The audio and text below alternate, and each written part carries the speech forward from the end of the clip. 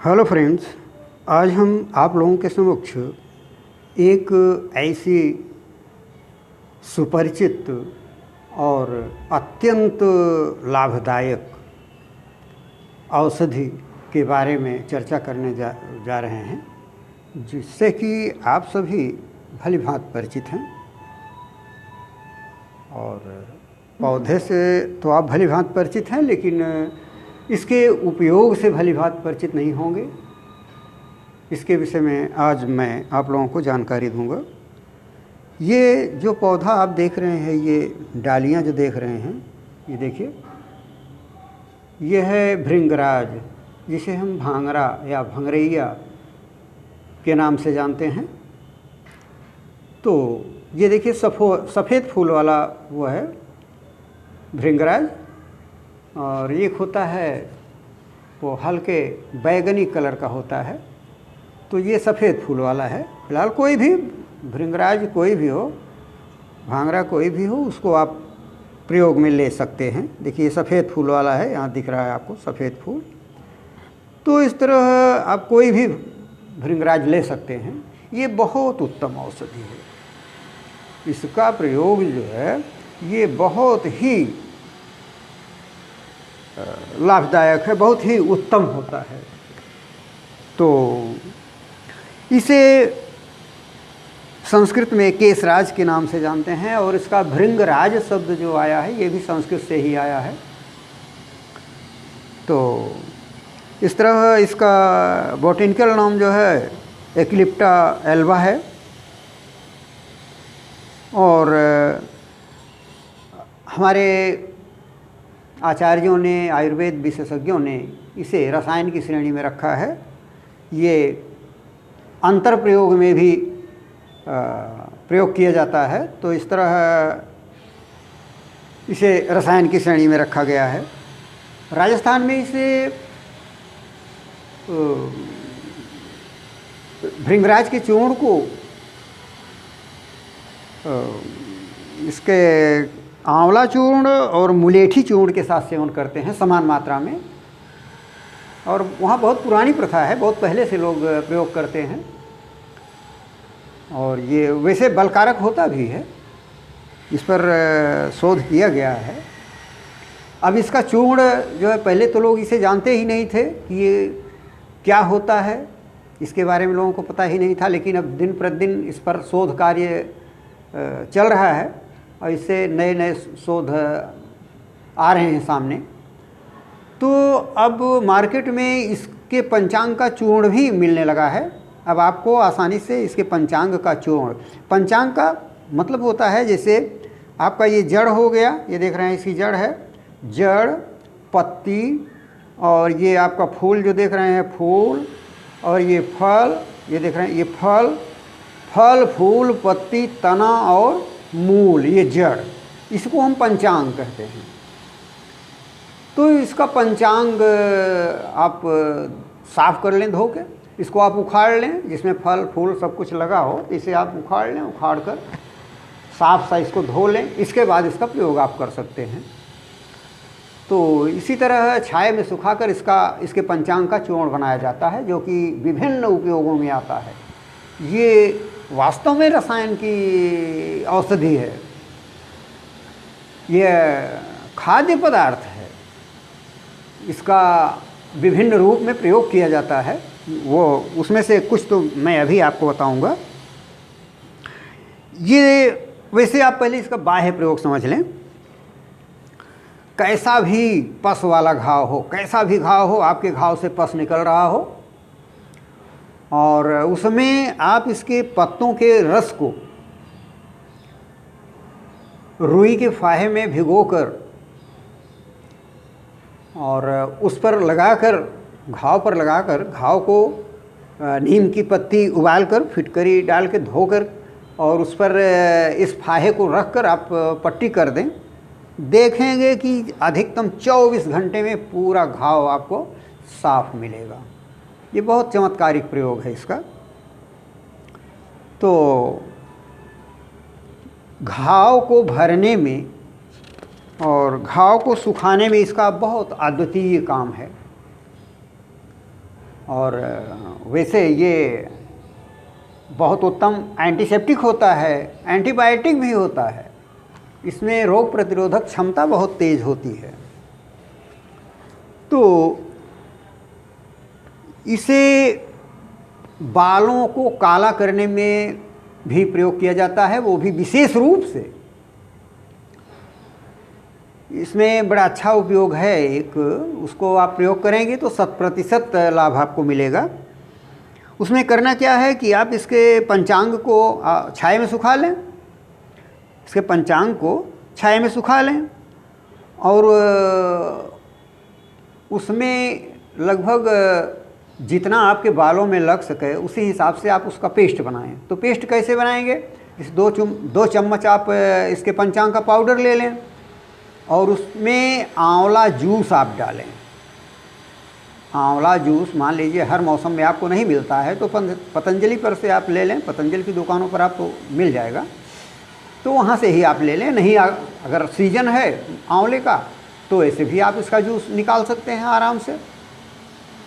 तो फिर आप आंवला जूस उसमें डाल करके उसको पेस्ट बना लें। पेस्ट बनाकर आप नहाने के 1 घंटे पहले उसको बालों में लगा लें और 1 घंटे बाद आप नहा डालें।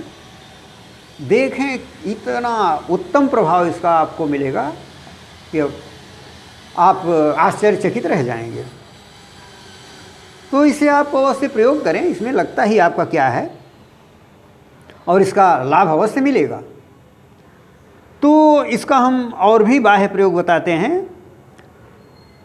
जैसे एक उपयोग तो ये हो ही गया, इसके अलावा और भी हम उपयोग इसका बता रहे हैं बाह्य प्रयोग बालों के बारे में, बालों को काला करने के लिए विशेष रूप से। और जो पहला प्रयोग मैं बताया हूँ उससे बाल भी काले होंगे और आपके बालों का झड़ना, बालों में रूसी होना, ये सभी व्याधियाँ जो है समाप्त हो जाएंगी। तो इसके दूसरे उपयोग के बारे में ये इसके चूर्ण में आंवला चूर्ण, रीठा चूर्ण, शिकाकाई चूर्ण और बहेड़ा चूर्ण। बहेड़ा जो आपके त्रिफला में पड़ता है, हरड़, बहेड़ा, आंवला, तो बहेड़े के छिलके का चूर्ण आप डाल दीजिए, बहुत अच्छा वर्क होता है इसका।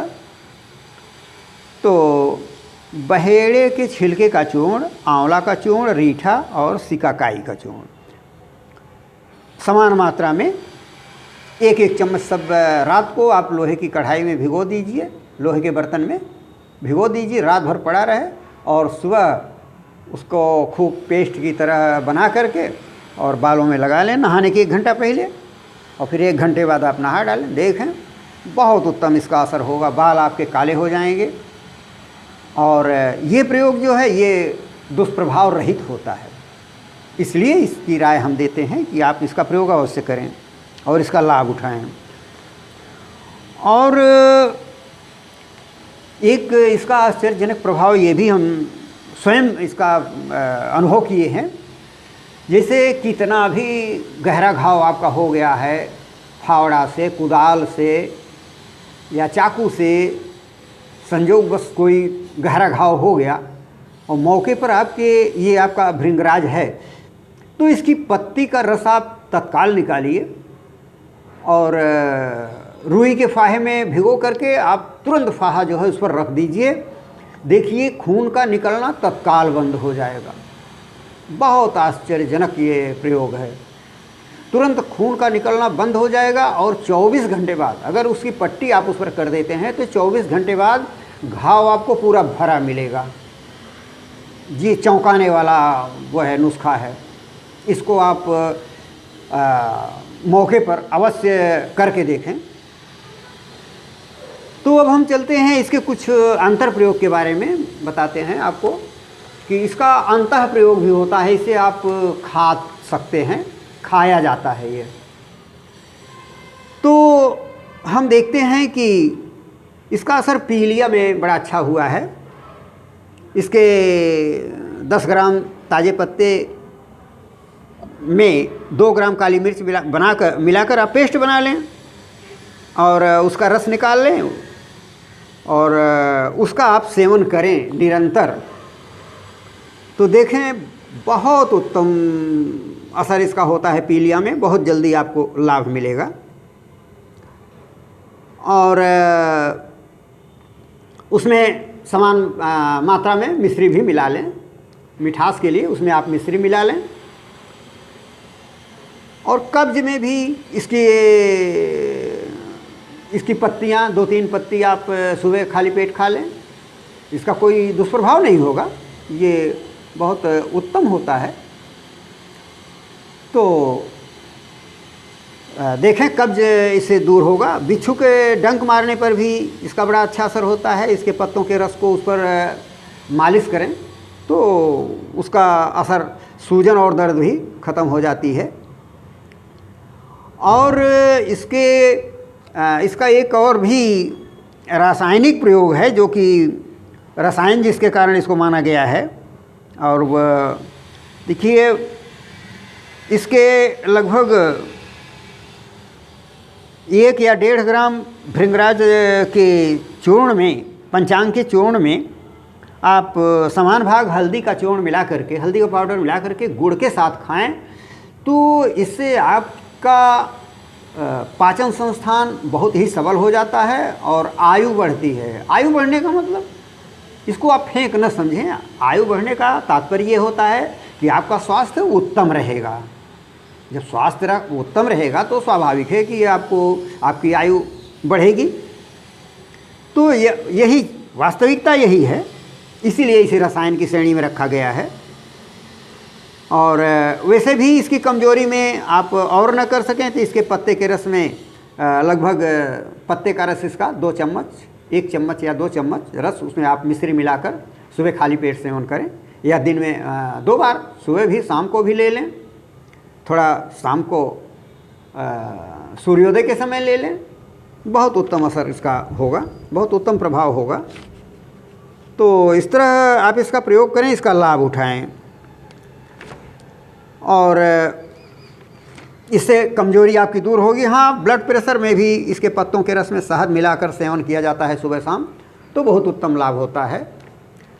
तो इस तरह आप इसका प्रयोग करें, इसका लाभ उठाएं। इसीलिए मैं ये वीडियो आप लोगों को दिया हूँ ताकि आप लोग इसका लाभ उठाएं और अपने साथियों में भी इसको शेयर करें। और अगर आप पहली बार देख रहे हैं तो फिर आप हमारे चैनल को सब्सक्राइब भी अवश्य कर दें और लाइक भी कर दें। बस आज यहीं तक, धन्यवाद।